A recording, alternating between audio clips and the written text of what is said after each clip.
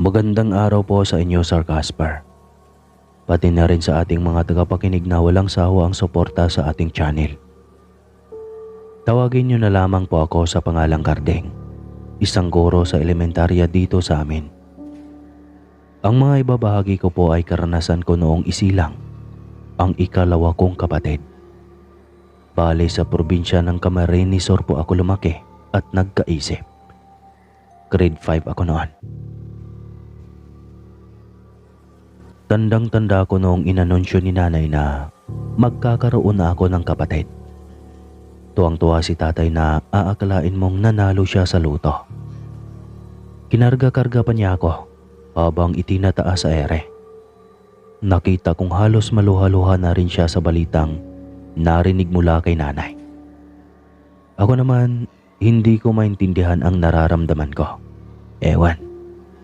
Pagkaramdam ko kasi noon ay baka mawala na ang atensyon nila sa akin kapag lumabas na ang ika-4 na miyembro ng pamilya namin. Lagi ko itong iniisip noong bata pa na baka umabot sa oras na mapabayaan na ako dahil may kapalit na ako sa buhay nila. Pero nang lumaon habang lumalaki ang tiyan ni nanay, ay naisip kong hindi naman siguro mawawala ang pagmamahal nila sa akin. Na anak pa rin nila ako kahit anong mangyari. Simula noon ay kapag dumadating ako sa bahay mula sa mahabang araw ng pag-aaral, lagi akong dumediretso sa kwarto nila nanay para lang himasin ang tiyan niya. Lumobo na ito. Pagtingin ko noon ay para bang lumunok lang si nanay ng malaking lobo sa sobrang laki at maugat pa. Kapag inihimas ko ito ay parang kinakausap ko ang kapatid kong nasa tiyan ni mama. Baby, ako ang kuya mo ha. Paglabas mo, turuan kita ng basketball kapag lalaki ka. Bibigyan naman kita ng manika kapag babae ka. Tsaka ko malumanay na hihimas-himasin ang tiyan ni nanay. Ngingiti lang si nanay at kapag sumipa na si bebe, magtatawanan kaming dalawa. Sasabihin niya sa akin na naririnig daw ako ni bebe. Ang saya lang na maalala ang mga nakalipas. Ang mga araw na wala kang ibang problema kundi ang maging mabuting estudyante sa paaralan o paano maging magaling sa karate bes. Nagsimula ang kakaibang mga pangyayari sa amin noong minsang sumama si nanay kay tatay na mamamalengke sa bayan. Tandang-tanda ko iyon. Sabado ng umaga, maaliwalas ang langit at maninipis lamang ang ulap. Halatang sisikat ng matindi ang araw para sabuyan ng liwanag ang umaga. Nakiusap si nanay kay tatay na kung pwede raw ba na isama siya nito sa pagpunta sa palengke. Halos ilang buwan na rin kasing nakakulong sa bahay si nanay. Bagot na raw siya sa loob kaya naman gusto niya rin sanang makapunta kahit sa palengke lang. Pumayag naman si tatay. Binilinan lang nila ako na huwag lalabas hanggat hindi sila nakakabalik. Sakay ng tricycle ay umalis sila at nag-iwan ng makapal na alikabok sa kalsada. Pagkabalik nila ay napansin kong parang namumutla si nanay. Pagpasok niya sa bahay ay dumiretso kaagad siya sa kusina para uminom ng tubig. 2 baso ang naubos niya kaagad bago siya umupo at tumitig sa labas. Nang pumasok si tatay, saka lang ito nagtatanong, ano raw ba ang nangyari? Kaya ikwento ni nanay ang batang sumunod daw sa kanya. Sabi niya nanay, habang namamalengke kasi si tatay at naglalakad-lakad siya para sana bumili ng kakanin sa malapit lang. Bigla siyang sinalubong nitong isang maputlang bata na babae na kumapit daw sa laylayan ng damit ni nanay. Uy, buntis ka? Tanong ng bata. Oo, bakit ineng? Sagot naman ni nanay. Hindi pa rin daw bumibitaw ang bata. Namimilog ang mga mata nito habang nakatingin sa umbok niyang tiyan. Akala daw ni nanay ay nawawalang bata lang ito na napahiwalay sa sarili niyang nanay. Kaya naman, inilibot ni nanay ang tingin sa paligid. Hinahanap ang nag-aalalang nanay na aako sa makulit na bata. Pero wala. "Pwede ko pong hawakan?" sabi daw ng bata. Tsaka raw napansin ni nanay ang haba ng mga kuko ng bata. Parang 1 taon na hindi binawasan. Nakaramdam na raw noon ng kaunting pagdududa si nanay sa bata. Pero ipinagsawalang bahala niya lang ito. Dahil ano ba namang magagawa sa kanya ng isang munting batang babae. Hindi naman siya nito masasaktan dahil halos 3 beses ang laki niya sa bata. "Pwede naman, kaso hindi ka ba hinahanap ng nanay mo?" tanong ni nanay sa bata. "Hindi po." Tsaka inimasimas ng batang babae ang tiyan ni nanay. Malumanay din daw ang bawat haplos nito tulad ng paghaplos ko sa tiyan niya. Pero habang ginagawa daw ito ng batang babae, ay tumutulo ang laway nito at tutok na tutok sa tiyan. "Tama na yan bata. Umuwi ka na sa inyo, baka maligaw ka pa dito sa palengke." Marahan daw na tinabig ni nanay ang kamay ng bata kasi medyo nakaramdam siya ng ines. Napansin daw ni nanay ang matalas nitong tingin habang naglalakad siya papalayo. Nang pauwi na raw sila nanay, napansin daw niya na bawat kantong madadaanan nila ay nakikita niya ang batang babae. Una ay sa bungad ng labasan ng market. Nakatayo katabi ng digulong na tindahan ng fishball. Nakatayo lang ang bata habang nakatitig sa kanila. Sumunod ay sa isang tindahan sa gitna ng kumpol ng mga puno sa palayan. At ang huli ay nakita niya itong nasa bubong ng isang bahay. Sa pagkakataong iyon na raw nakaramdam ng takot si nanay. Matapos magkwento, tinabihan ni tatay si nanay at saka hinimasimas ang umbok na tiyan. "Baka imahinasyon mo lang yun, mahal," sabi ni tatay. Tinitigan naman siya ni nanay na para bang may sinabi itong nakakapiko na bagay. "Anong sinasabi mo? Na nababaliw na ako, ha?" Bilang lambing ay niyakap naman ni tatay si nanay. Hindi niya siguro inasahan na ganito ang magiging reaksyon ni nanay. "Hindi naman sa ganoon. Ang sinasabi ko lang, baka dahil lang yan sa stress ng pagbubuntis mo. Siyempre hindi biro yung pinagdadaanan mo. Baka natakot ka lang doon sa batang humawak sa tiyan mo. Kaya akala mo nakikita mo siya habang nasa biyahe tayo." "Pero totoo nga ang mga sinasabi ko," pangungulit ni nanay. "Oo, sige na. Naniniwala na ako." Sambit na lamang ni tatay para siguro matapos na ang usapan at baka kung saan pa ito umabot. Iyon na ang simula ng pagpaparamdam ng batang aswang na iyon sa amin. Isang araw ay nagising na lamang si nanay na may katabi ng pusa. Narinig ko ang mga sigaw. Agad akong nagising at dumiretso sa kwarto nila nanay. Gising na rin si tatay habang akap niya si nanay. Sabi ni nanay, paggising niya raw ay may nakahigang napakaitim na pusa sa kanyang tiyan. Akala niya nga raw ay nananaginip pa rin siya. Agad naman daw tumakbo palabas ang pusa at saka na nagsisigaw si nanay.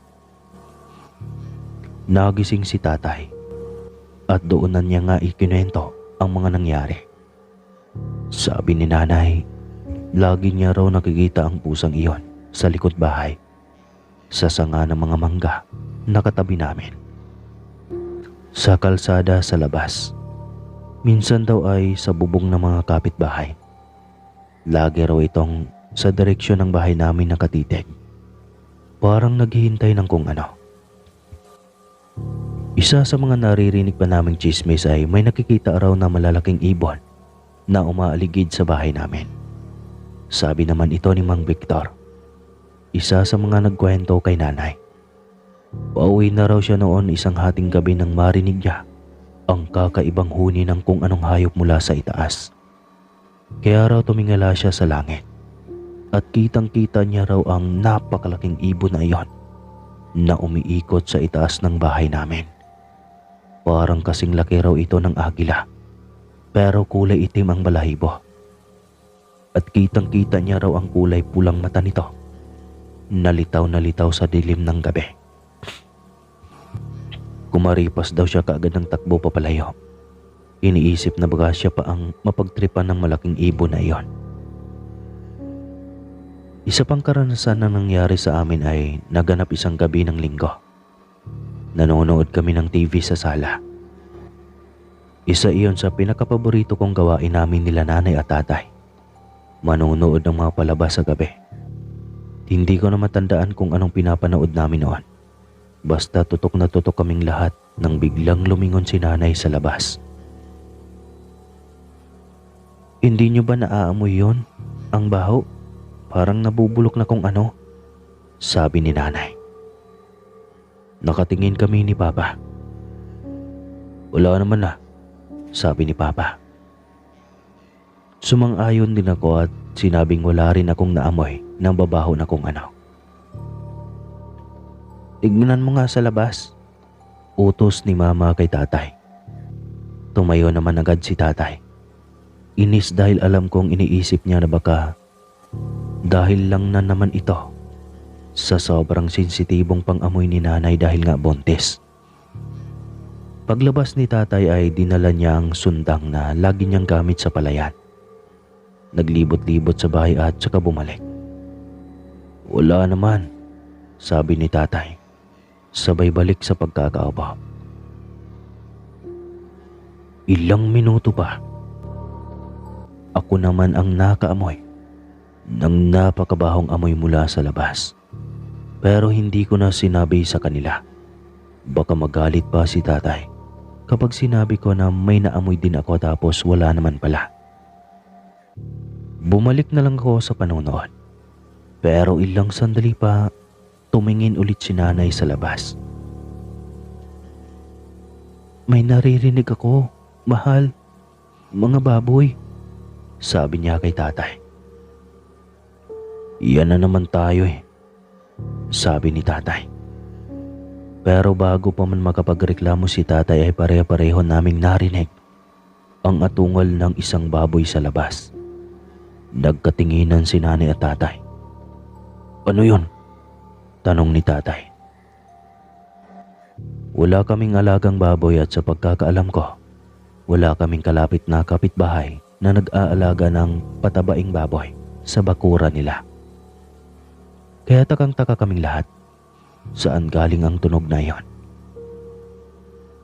Agad ginawa ni tatay ang sundang sa dingding at lumabas. Nakabuntot naman ako dahil gusto ko ring makita ang pinagmumula ng ingay na iyon. Kung baboy nga talaga ito at kung ano man. Paglabas namin ni tatay, narinig namin ang kaluskos na nagmumula sa mga halaman sa likod bahay. Agad kaming tumakbo sa direksyon ng mga halaman. At pagdating namin sa lugar ay nakita namin ang isang napakalaking baboy damo na may malaking patusok na pangil sa magkabila nitong bibig. Namumula ang mga mata at alam kong handang-handa na sumugod sa amin anumang oras. Nagkatitigan sila ni tatay, pero nang iwanasiwas ni tatay ang dala niyang sundang, ay napaatras ang baboy ramo. Sa sobrang laki ng baboy damo ay alam kong kung papasok man siya sa bahay ay hindi siya makakapasok. Umalis ka ditong demonyo ka. Lubayan mo ang buntis kong asawa. Sigaw ni tatay habang iwanasiwas sa malamig na hangin ang luma niyang sundang na hawak. Ilang sandali pa ay umatras na nga ang baboy damo. Humarap sa direksyon na tatakbuhan niya at saka kumaripas na palayo. Takot na takot ako noong araw na iyon. At alam kong kahit hindi sabihin ni tatay ay kita ko sa panginginig ng mga kamay niya na takot rin siya tulad ko. Pagbalik namin sa loob ng bahay ay nakaupo pa rin si nanay sa sala. Nakita niyo yung baboy? Tanong niya. Tumango ako. Si tatay dumiretso sa kusina at uminom ng tubig. Ikwento ko ang itsura ng baboy at kung gaano ito kalaki at kung gaano kapula ang mga mata nito. Pagkatapos ko magkwento ay tumabi sa amin si tatay. Mukhang totoo nga ang mga sabi-sabi sa labas na may aswang na kumursonada dyan sa ipinagbubuntis mo, mahal. Sa sumunod na araw ay dumalaw sa amin si Lola. May dala siyang mga prutas at gulay na maganda raw na kainin sa isang nagbubuntis na tulad ni nanay.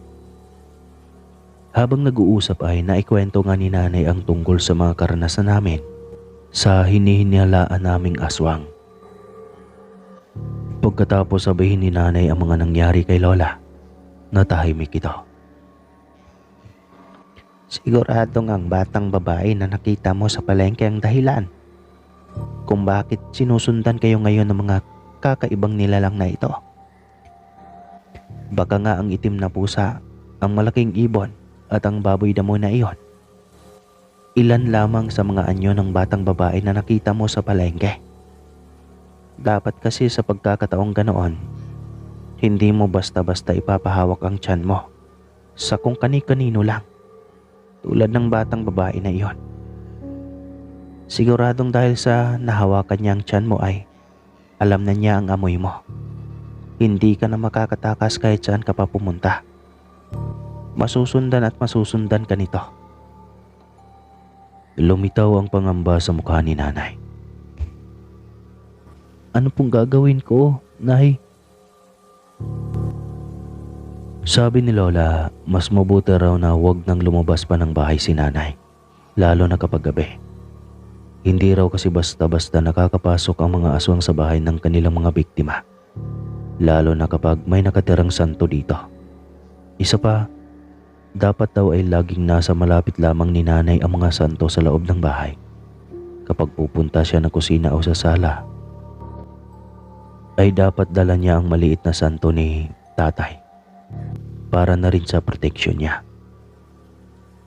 Kahit hanggang sa pagtulog ay mas mabuti kung maitatabi raw ni nanay ang batang santo. Ginawa naman ni nanay ang mga bili ni Lola at sa halos isang buwan na lumipas hanggang sa dumating ang araw ng panganganak ni nanay, ay wala na nga kaming naramdaman o nakita na may kinalaman sa aswang na umaaligid kay nanay. Akala namin ay magiging mapayapa na ang panganganak ni nanay. Akala namin yun na ang huling beses na dadalawin kami ng aswang. Pero nagkamali kami. Buwan ng Mayo nang manganak si nanay. Napakainit ang panahon at halos tutong na ang balat ko sa araw-araw na paglalaro sa labas. Gabi iyon nangyari. Kakatapos lang namin kumain at nakaharap kaming tatlo sa TV habang inaantay ang paborito naming palabas, nang biglang sumigaw si nanay. Nananakit daw ang tiyan niya, kaya naman agad na dinala siya ni tatay sa kwarto. Ako naman, nakaabang pa rin sa TV. Normal lang kasi na manakit ang tiyan ni nanay paminsan-minsan. Kaya akala ko ay ganoon na naman ulit. Tapos makalipas ng ilang minuto ay wala na. Pero halos isang oras na ay hindi pa rin lumalabas si tatay sa kwarto. Kaya pinuntahan ko sila at pagdating ko doon, nakita kong nananakit pa rin ang tiyan ni nanay. Bilis na mahal. Bilis na mahal, puntahan mo na si Aling Faye, sabi ni nanay kay tatay. Dali-dali namang lumabas ng kwarto si tatay. Sumakay sa bisikleta niya at saka nagmamadaling umalis. Naiwan ako kasama ni nanay. Tinutulungan ko siyang ayusin ang pagkakahiga sa kama. Habang inilalagay ko ang unan sa tagiliran ni nanay, ay may narinig ako sa labas ng kung ano. Nagpaalam ako kay nanay at saka pumunta ako sa may kusina, palabas sa likod ng bahay. Hinanap ko ang pinanggagalingan ng tunog. Nagbalingalinga ako, pero walang kahit ano. Narinig ko ulit ang kakaibang tunog na parang kikik. Ang ginagawa nitong tunog, parang hayop. Tumingala ako at nakita ko sa malaking puno ng nara sa likod bahay namin ang isang batang nasa itaas ng puno. Nakatayo siya sa makapal na sanga. Naisip ko na kung normal siyang bata ay hindi siya makakapunta sa sangang iyon ng puno. Halos 15 talampakan ang taas ng sanga. Kulay pula ang mga mata ng bata. Mahaba ang magulong buhok. Nang ibinukan niya ang bibig ay narinig ko ulit ang malahayop na tunog. Sa kanya ito nang gagaling. Dahil sa pagkakataong iyon, alam kong aswang ang batang nasa sanga ng puno. Agad akong pumasok sa kusina. Isinara ko ang pinto at ibinaba ang lahat ng bintana. Pumunta ako sa lababo at hinahanap ang asin sa cabinet sa itaas. Mas mabuti nang may armas kami laban sa aswang na bata habang wala pa si tatay. Nang makuha ko ito ay agad akong pumasok sa kwarto ni nanay. "Nay, nasa labas po ang batang aswang," sabi ko. "Oo, alam ko. Naririnig ko siya. Naamoy. Alam kong gusto niyang kunin ang bata sa sinapupunan ko. Pero hindi ko iyon hahayaan," sabi ni nanay. Sabay niyakap niya ang unan. "Dala ko po ang asin. Kung sakali man na makapasok siya, ay ako ang magtatanggol sa inyo ni baby." Nang lumapit ako kay nanay, niyakap niya ako at hinalikan sa noo. "Alam kong magiging mabait kang kapatid," wika ni nanay. Nang dumating si tatay kasama niya si Aling Fe, naghanda na ito ng mga gagamitin sa panganganak, mga tuwalya at palanggana, kasamang mainit na tubig. Pumasok na si Aling Fe sa kwarto, dala ang mga gamit at saka isinara ang pinto. Nang maiwan kami ni tatay sa labas, sinabi ko sa kanyang nakita ko. "Tay, may aswang po sa labas." Kinuha niya ang suntang sa dingding. Isinukbit sa tagiliran at saka lumabas habang nakabuntot naman ako. Dala ang asin. Naroon pa rin ang batang pula ang mga mata. Bumaba ito sa puno at saka dahan-dahang lumapit sa amin. "Lumayas ka, demonyo," sabi ni tatay.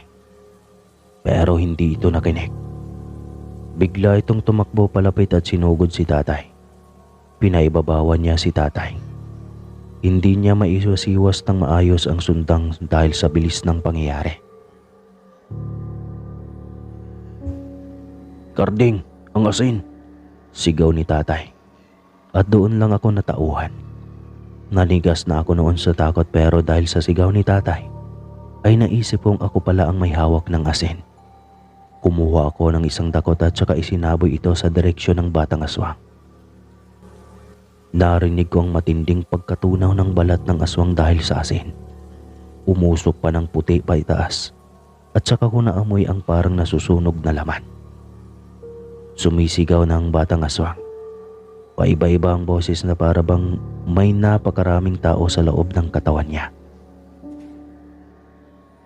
Nakawala na si tatay at nang tatagain niya na sana ang aswang, bigla itong nag-anyong napakalaking ibon at saka lumipad sa langit. Nang makapasok kami sa bahay, nanganak na si nanay. Isang matabang batang babae at nang kinarga ito ni tatay, umiyak ito ng napakalakas. Kahit ako ay naiyak na rin sa tuwa. Pinangalanan namin ang kapatid ko na Angel dahil ang sabi ni tatay, hulog daw ito ng langit sa amin. Hindi na muling nagbuntis pa si nanay mula noon, kaya hindi na ulit kami nakaranas ng ganoong karanasan. Pero habang lumalaki ako ay marami pa rin akong naririnig na kwento tungkol sa batang aswang daw na dumadalaw sa mga buntis na babae sa amin. Sa dami ng mga nakaranas nito, ay pinangalanan na rin ang batang babae na iyon. Maya ang tawag nila sa kanya. Gusto ko pa sanang ikwento ang iba pang narinig kong karanasan tungkol sa aswang na si Maya. Pero sa susunod na lang, kasi masyado nang mahaba. At hanggang dito na lang po. Maraming salamat sa lahat ng nakikinig. Muli po, ako po si Karding ng Camarines Sur.